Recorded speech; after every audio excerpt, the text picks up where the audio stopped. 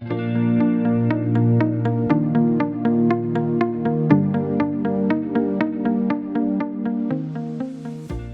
everyone, welcome to Success Speaks Season 5. Today we have Sudeep, Ranjan, Sahoo with us. Please introduce yourself.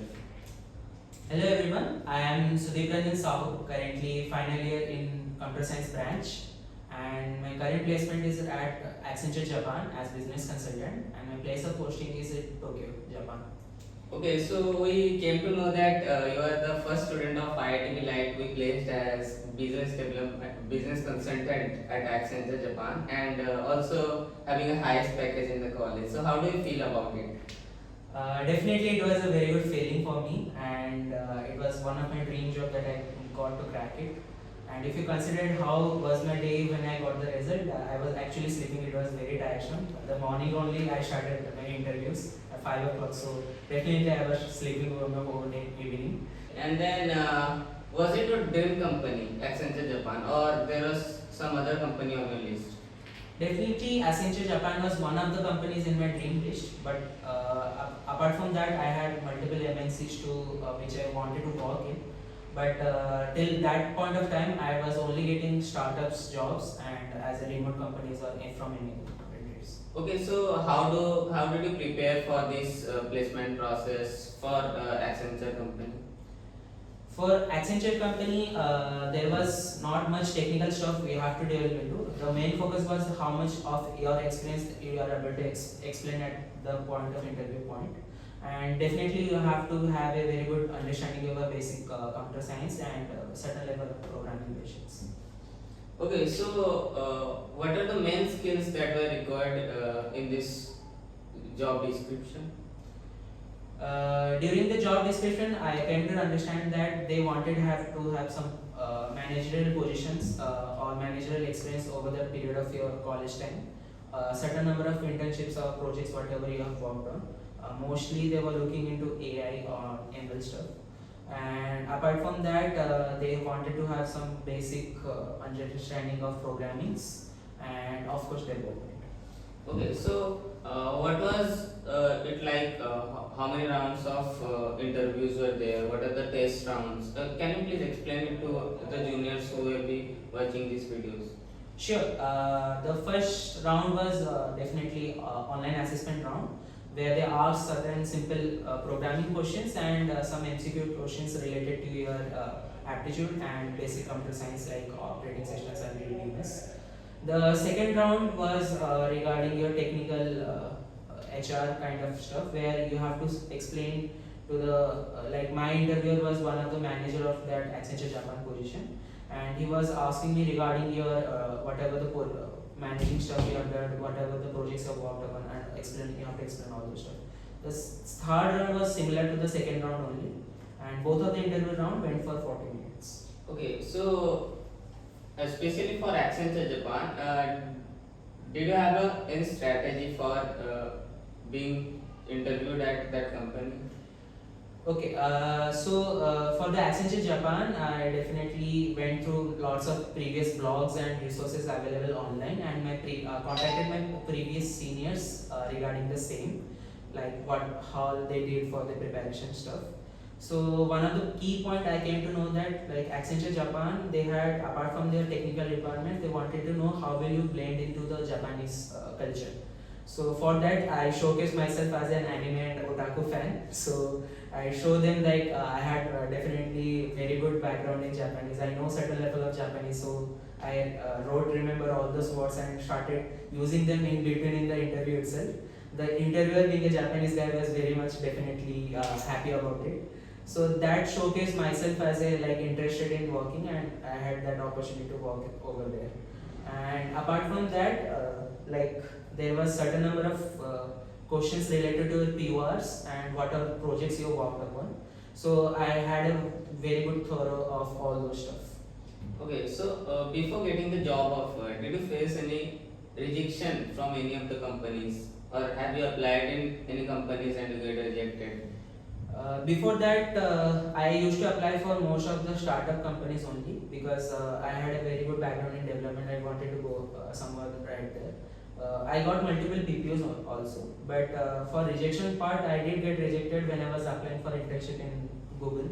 I got into the final round. I was rejected because of my mesh of code in the interview round itself. So that was the point when I got rejected.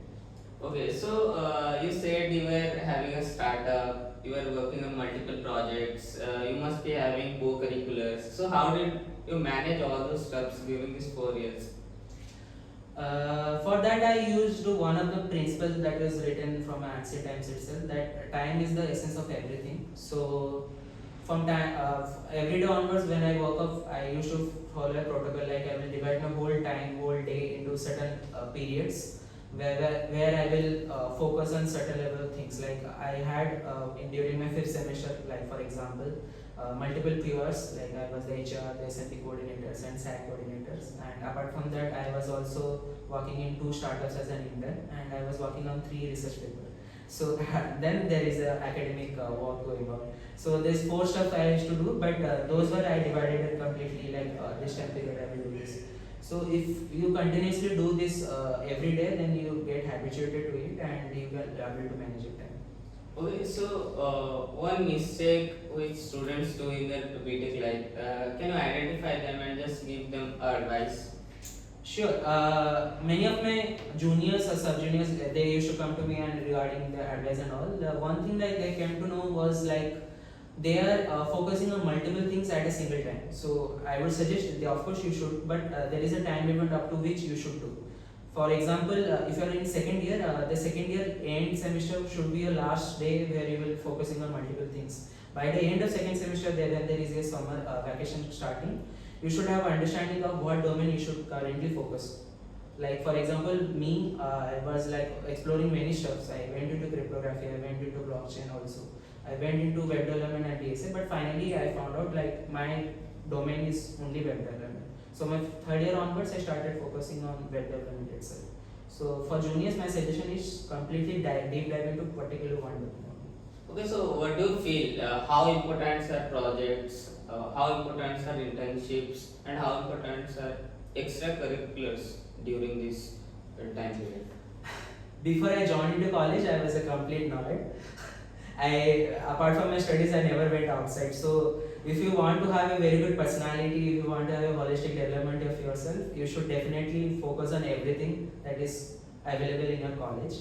And for example, I had multiple projects. Of course, you need projects because you need to add it not into your resume, but you need to develop it for your skills.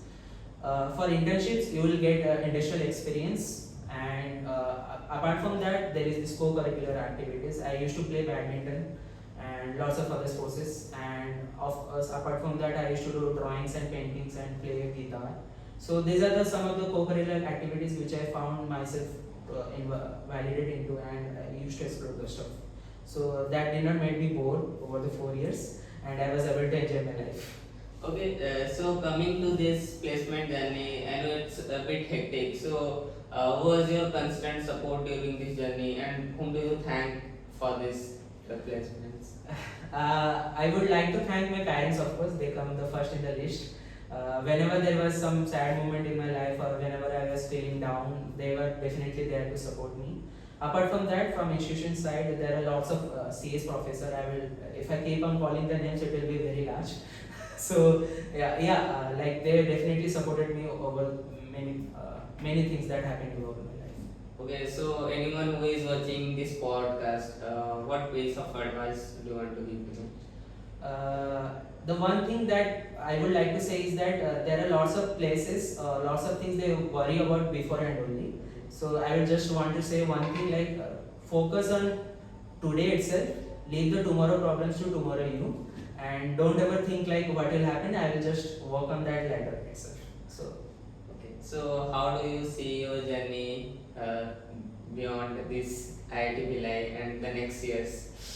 when I joined before this college, I was working like I wanted to join in astronomy stuff. So I never had any intention of joining IIT.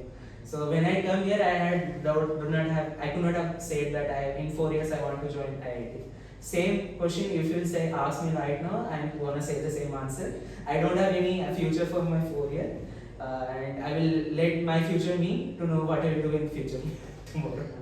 Okay, so this was it, and we had a wonderful time with Sudeep Ranjan's house. So we'll be closing this, and the piece of advice which he gave was commendable.